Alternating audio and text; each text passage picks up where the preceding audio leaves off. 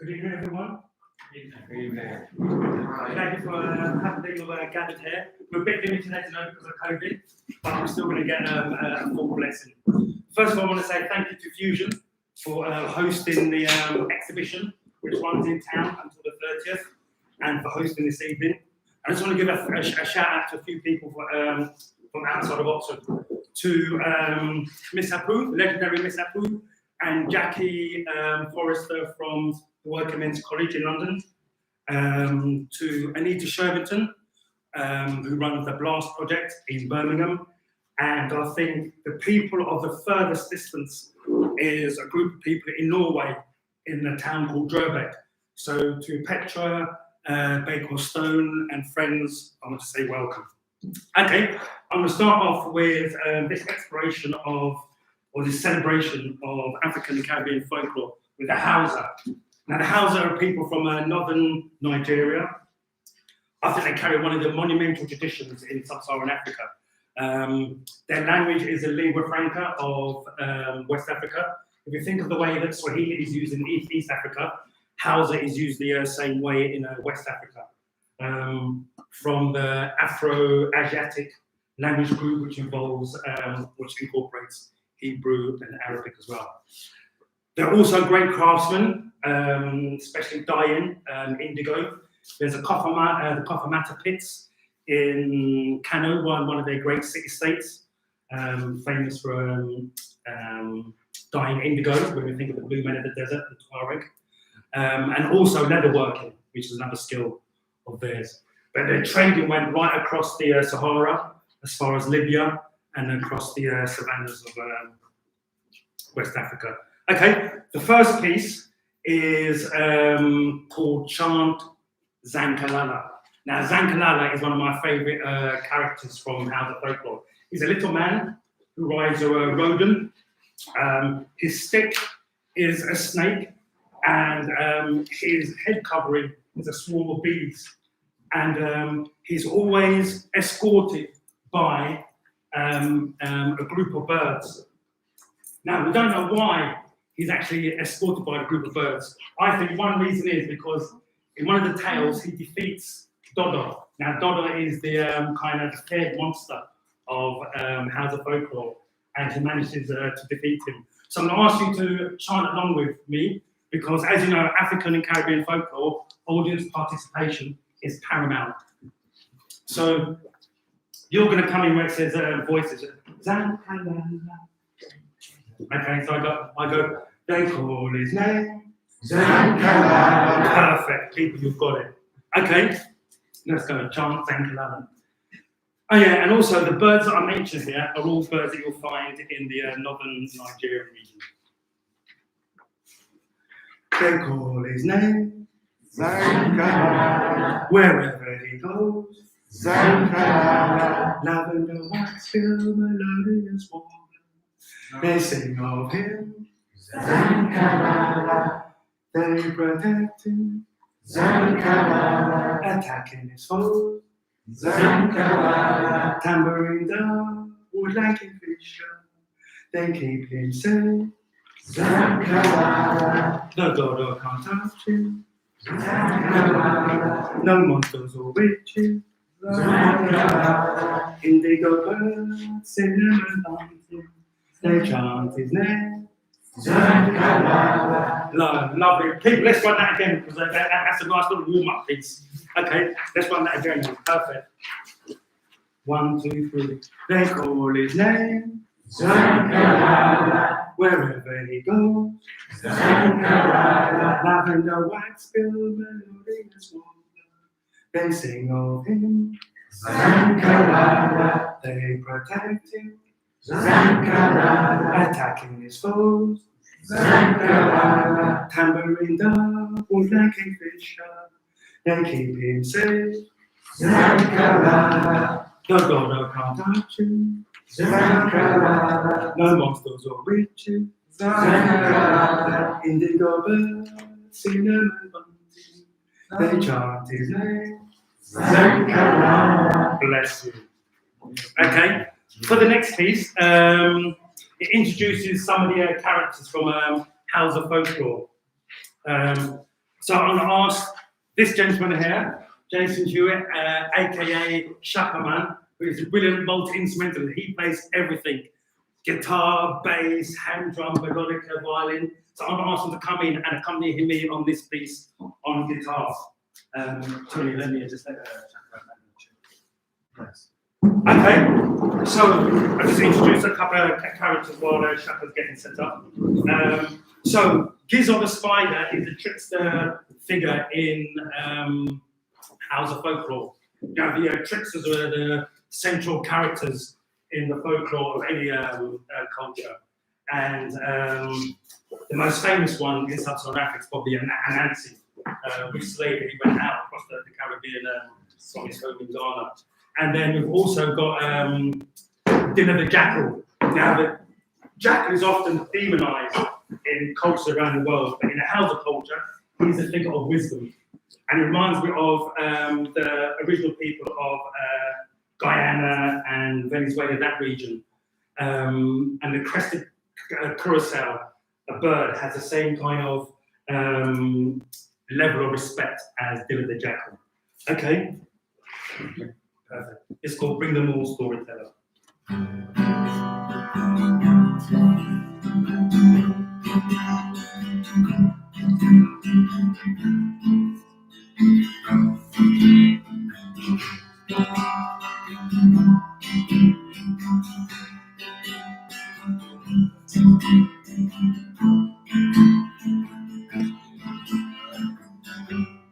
You know how it goes, storyteller.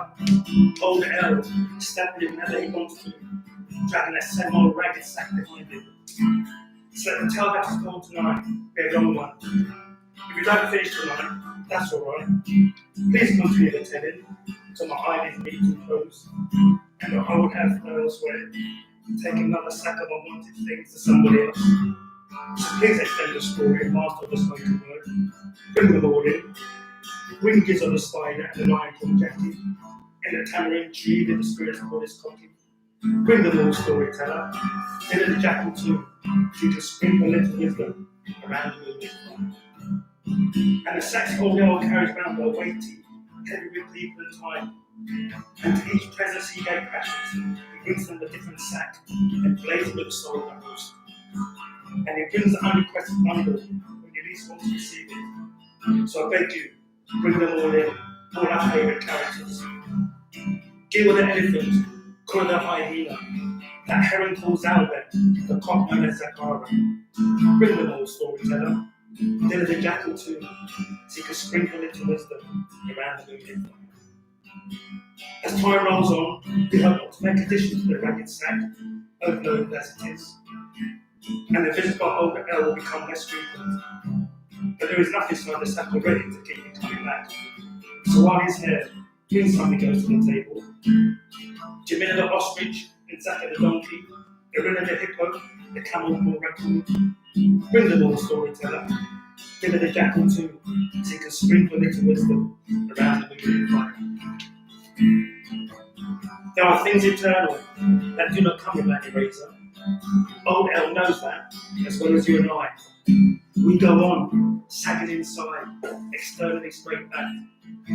Old Logan is expecting this evening, so I'll give you counteraction.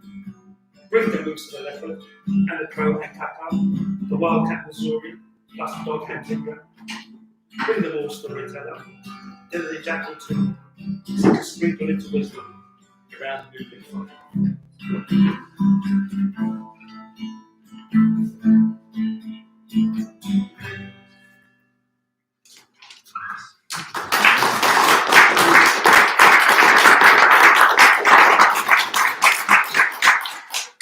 Okay, who knows what a cryptid is?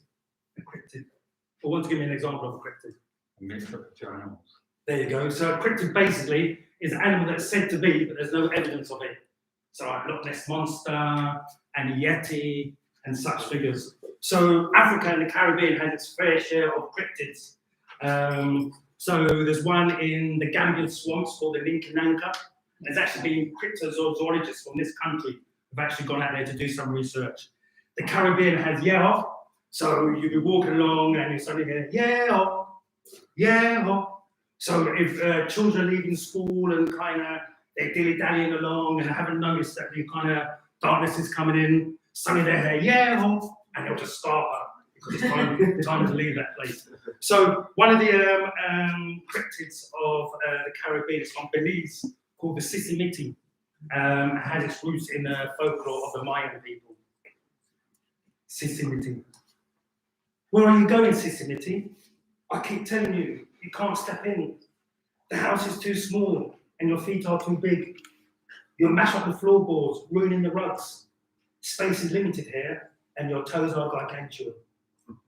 You'll scare the children, Sisimiti. That hair all over you. And your hands or fingers without companionship of thumbs.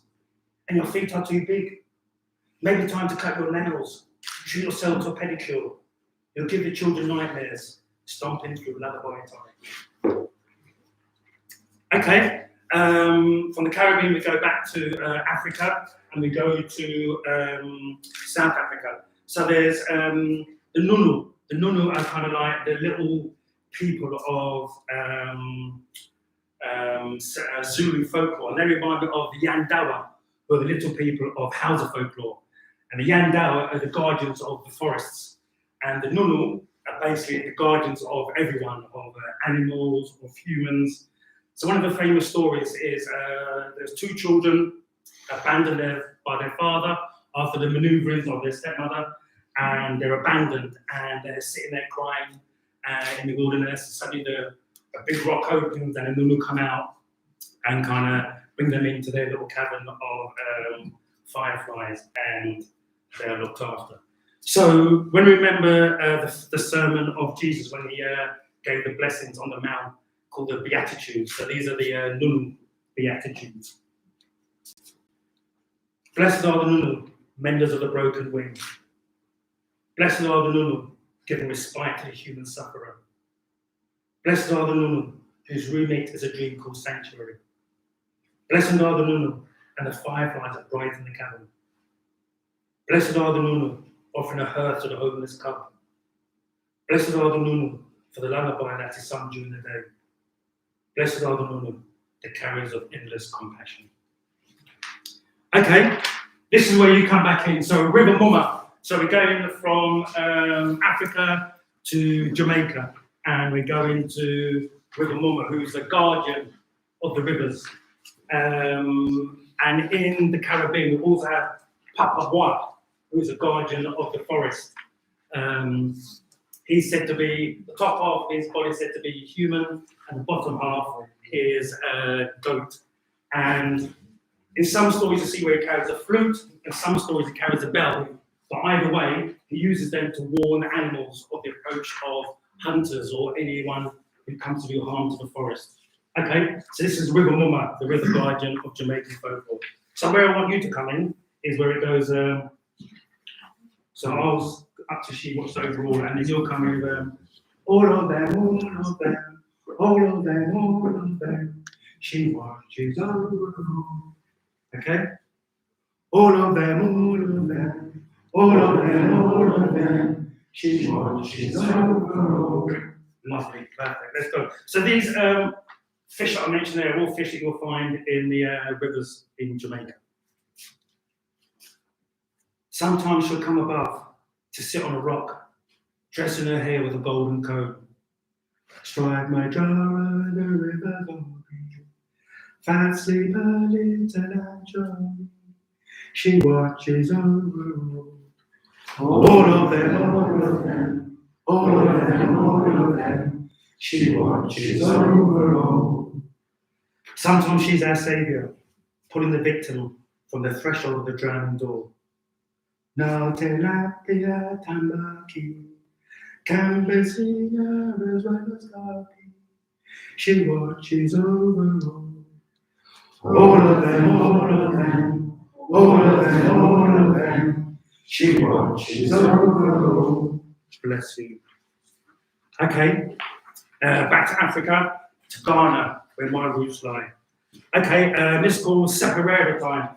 When we think of the traditional storytellers of Africa, we tend to focus on Mali. People like Tomani Diabate and the Kora, Africa, or the Ashanti, the stringed instrument that accompanied the storytellers was called Separera. So this is a piece called Separera Time, and it's dedicated to Osai Karanche, who is the kind of the main exponent, living exponent of Separera. Okay. Opera sits in lap of yam. Colinex snuggles up to cassava. Aubergine stretches out for length. Everyone is gathering for the marriage of evening sweetness between word and sound, because Osai Karenche is officiating. The master has stepped in, so let the stories begin. The sky is spangling, it's Separera time. Peppers hanging out of shallot, tomato with calabash, watermelons massaging pumpkin. Everyone around the centre, as beauty is about to commence, all want a fireside seat because Osai Karenche is visiting. The doyen has stepped in, so let the songs begin. The faces are beaming, it's Separera time. Okay, this one is from the Back to the Caribbean. This is from one of the creation stories, the cosmology of the people, the Amerindians, the people of northern Venezuela and the Guyana region. This is called Pimento, and it's a story, it's a poem based on their creation story that people first lived on the moon and then came down here and populated the earth. And they started off with a time of hunger, and they were provided with food by Cabo Tano. Cabo Tano is their word for God or the creator. Okay, and the Kamakati is their word for the silk cotton tree. So if you're aware of the silk cotton tree, their word for it is Komaka. Pimento. Komaka tree, wonderful tree, root and branch of our deliverance. We give thanks to Cabo Tano for the blessings of mango. We came from the moon, stranded on earth, trodden the pathways of hunger. We gave thanks to Cabo Tano for the blessings of sweet potato. Then we found the magic tree, branches of pineapple and pear, laden with bananas and breadfruit. We gave thanks to Cabo Tano for the blessings of pimento. Okay, this one is Umbeki Chant.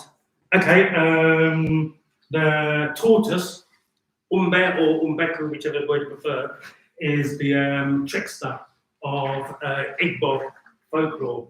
Igbo are people of southeast Nigeria. So you think of, there's a Hausa up north, southwest, the Yoruba, and the Igbo southwest. So they're the three main ethnicities in Nigeria. They've produced some of the greatest people of, especially the art world, people like Benin Munwo, Demerson Wako, Simon Okeke, Chinua Achebe, and so forth. So this is called Umbeki Chant. So it goes, Umbe, Umbe, watch out for Umbe, Umbe. He'll take you before you can blink. Kind and true, he knows a hustle or two. He'll trick you before you can blink. Yeah, everyone got that one? Lovely. Okay. So this is to the trickster of the Igbo folklore, Umbe. Okay. So this one all together after 3, 1, 2, 3. Umbe, Umbe, careful, Umbe, Umbe. He'll trick you before you can blink. Kind and true, he knows a hustle or two. He'll trick you before you can blink. He'll spin around and change next day. He'll trick you before you can blink. Lovely. So what I'm going to ask you to do now is you're going to sing it, and I'm going to add some backing vocals. Okay? So that's how this goes. So after 3, so after 3, I'm going to count in 1, 2, 3, and then you're going to come in, and I'm going to add some backing vocals. Okay? Let's have some fun, people. Okay? 1, 2, 3. Umbe, Umbe, watch out for Umbe, Umbe. Trick you before you can blink. The coming and true, that's the way. He'll trick you before you can blink. Yes, change next day. Before you can blink. Bless you. Love you.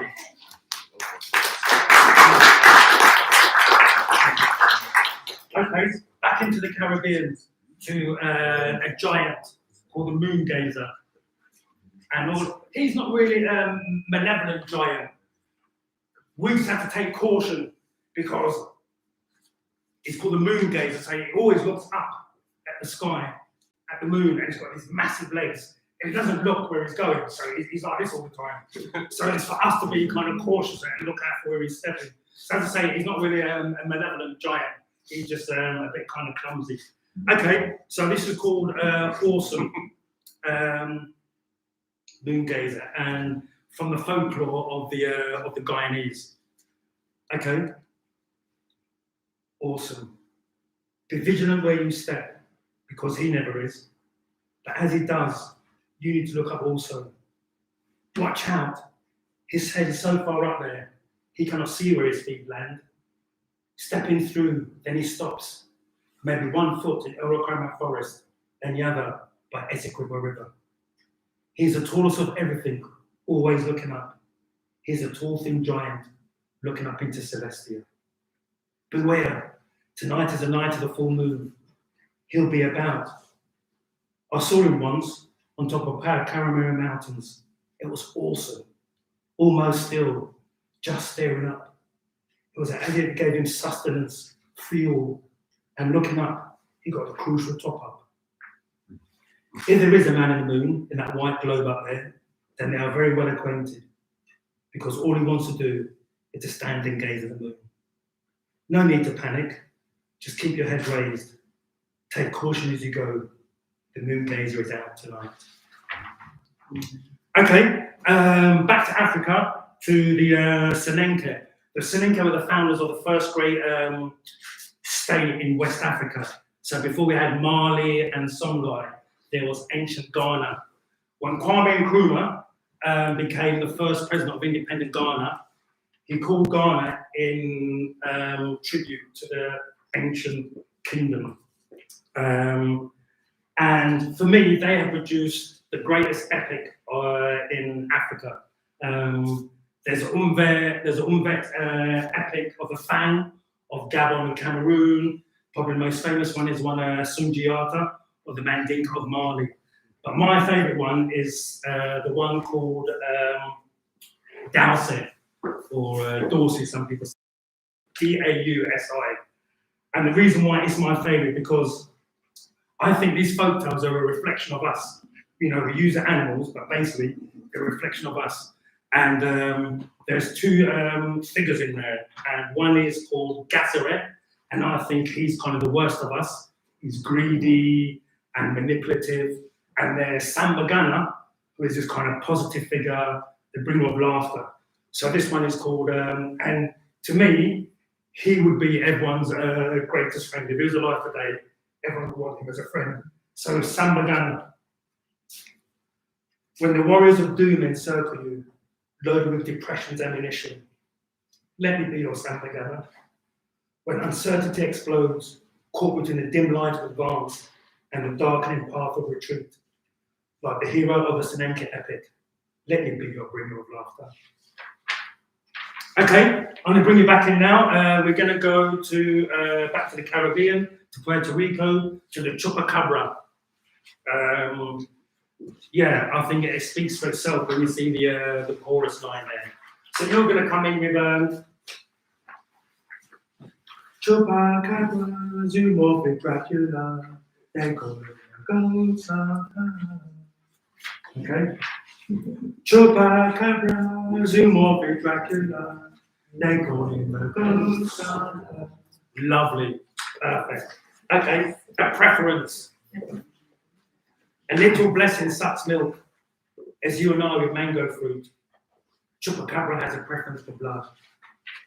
Chupacabra, zoomorphic Dracula, they call him the ghost. His first choice is goat, then comes the cow, and he takes from our veins when he wants to. Chupacabra, zoomorphic Dracula, they call him the ghost. Shall we run that one again? Yeah, okay, perfect. A little blessing sucks milk, as you and I with mango fruit. Chupacabra has a preference for blood.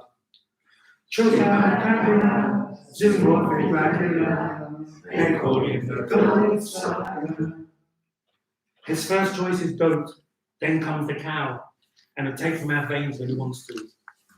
Dracula, Zimorphic Dracula, they call him the goat sucker. Lovely. Okay, I'm going to bring in this brilliant instrumentalist again. This is a longer piece called Songs for Ikenga. This is one of the great battles of African folklore. So there's a hero called Ikenga, and he battles Ajikwu, the third monster.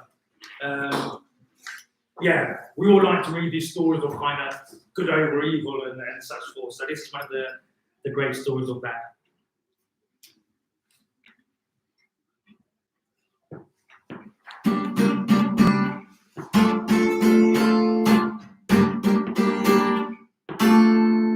It was a month like no other.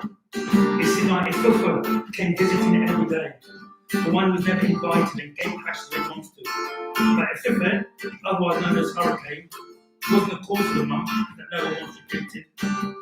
But before I tell you more of that period, let me introduce myself. I'm Ossa the Squirrel. There were two reasons for that month. One was Ajikwu. He's the one with 6 horns and 4 eyes.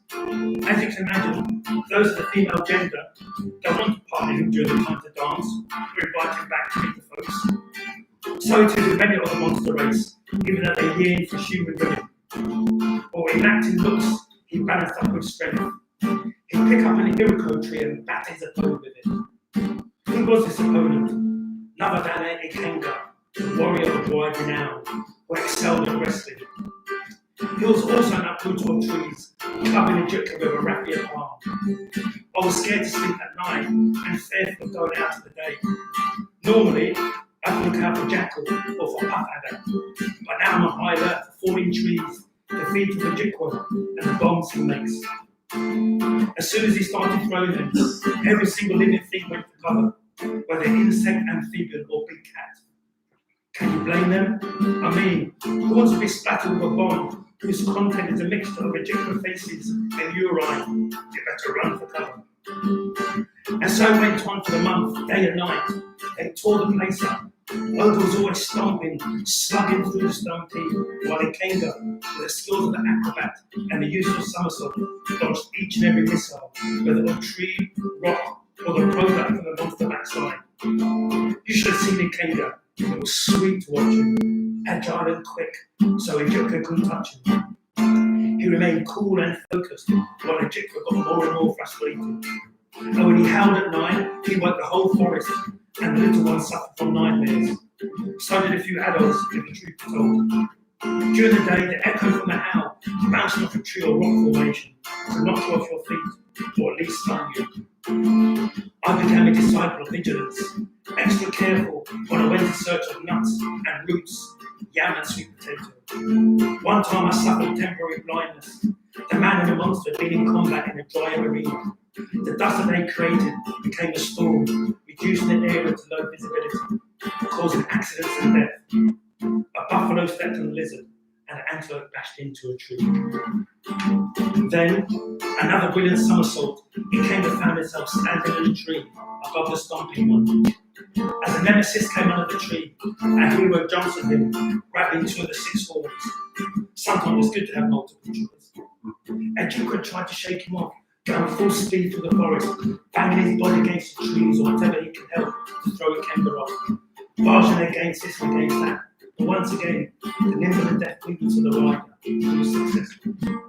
Then taking the neck in his arms, he twisted it and broke it. So days of mayhem and devastation were over.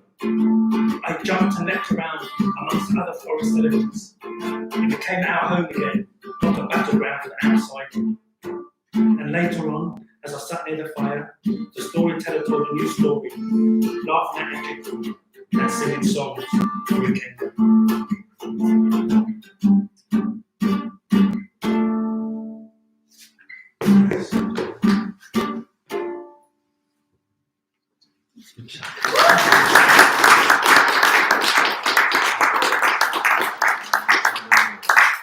Okay, when we think of trickster figures, we tend to think of males But if you look at Somali folklore, there's a trickster called Dea Ali, and she's a fox, and she can hold her corner amongst the men, I assure you.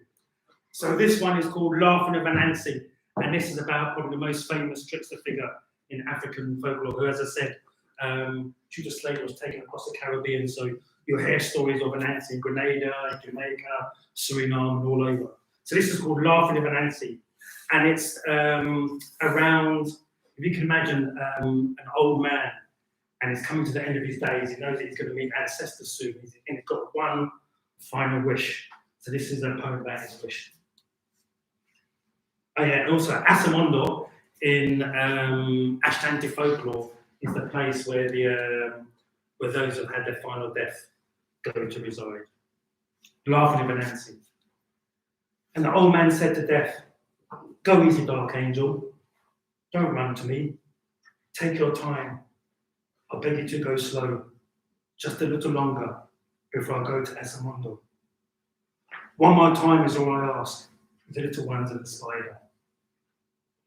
My grandchildren are coming next week. After rice and peanut stew, they'll expect fireside enchantment. So for the last time, let me see their faces glow, just a little longer before I go to Asamondo. Let's have one more evening, please, laughing with Anansi." Okay, now I'm going to, that's the last one. Okay, the penultimate one is something that I started last night and I finished earlier today. This is called The Language Man, a character that I've made up, a wandering storyteller. And this is based in Sudan, in South Sudan. So this is called The Language Man. He goes from camp to camp, welcomed wherever he goes, because all he brings is stories. He goes amongst them all, the Dinka, Nua, Shilluk, Mori, Malay, and Acholi. He sits amongst them all, sweetening the hours of rest. He always had a talent for languages. When the other boys wrestled, he interacted with lexicon, sat quietly by the water, playing with word and sentence, a solitary boy in the heron. He sits amongst them all, sprinkling the magical words. At weddings and events, he learned the tongues of every tribe and clan. Later, he got the nickname that has remained with him. They call him the Language Man. He sits amongst them all when the moonlight sits beside him. Lost his wife and children in a tribal war, so he began to wonder. Left all his cows, last song to his favourite, a farewell to the herder. He sits amongst them all, chanting beside the children. Just him, a walking stick and a goatskin bag, trotting through the land, talk of heroes and ogres, or spirits and an evil hag. He sits amongst them all when the stars begin to twinkle. Always on the move between Rank and Kayala, Kosinga and Okobo, time of Toposa and Tenet, Luo and Didinga, Azande and Utuho. He sits amongst them all, showing laughter around the fire. They give him food, from peanuts and goat, militant fish. He gives fox and hyena, elephant and monkey, fulfilling the listener's wish. He sits amongst them all when the pipes of sunset are lit. Always somewhere to stay, so many invitations to lay his head here and there. They want his presence within their homes to offer the best of care. He sits amongst them all during a shower of shooting stars, sharing the evening peace with a Barry and Mudari and the tinkling of cattle bells. Across the savannah and through the swamps, he drank from 1,000 wells. He sits amongst them all, telling the stories of lullaby time. He makes the children laugh, then he goes and cries, sitting away on his own.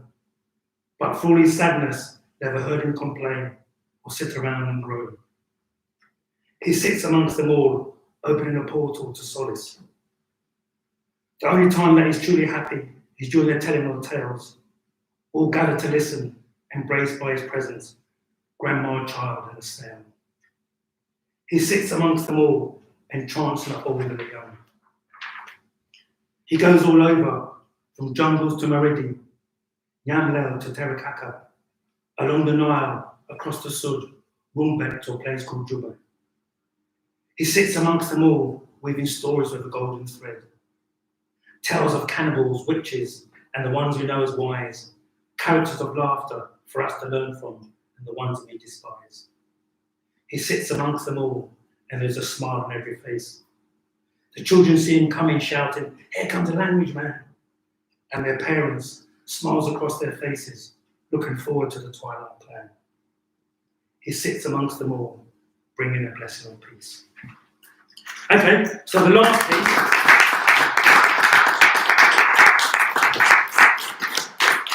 So the last piece is the title of the exhibition and of this evening, Chant of a Firefly. So we're going to end in the Caribbean, the Dominican Republic, where the fireflies are seen as or represent the ancestors, which I think is a beautiful scenario. I think of the night, you've got fireflies buzzing around and kind of just makes you think that, that they're watching over us. So the chant goes, watching over us, firefly, firefly, whether we laugh or cry. Okay? Watching over us, firefly, firefly, whether we laugh or cry. Beautiful. Okay, we're going to finish with this. Blessed are the beetles, firefly, firefly, watching over us as we smile and cuss, bringing bioluminescence. They shine for us, reminding us that they are here. Watching over us, firefly, firefly, whether we laugh or cry.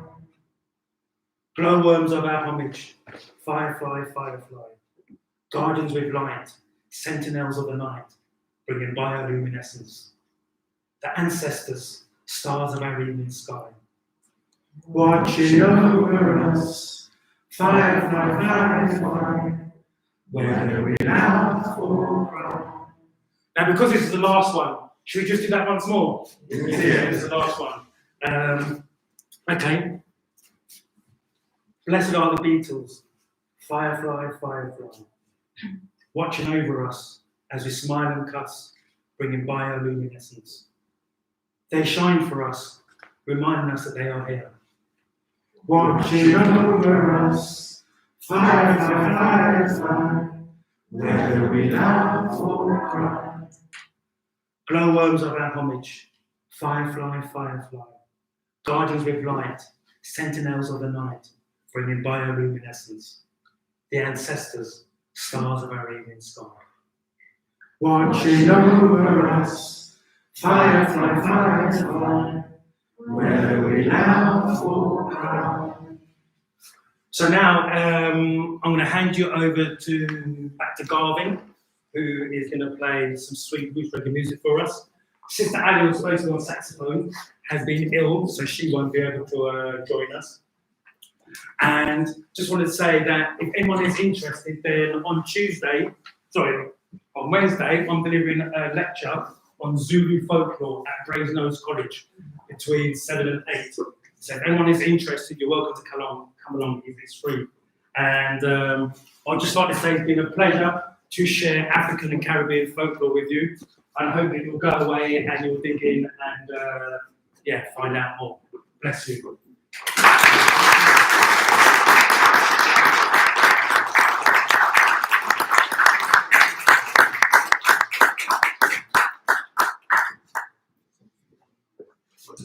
Yes, I am blessed, my friend.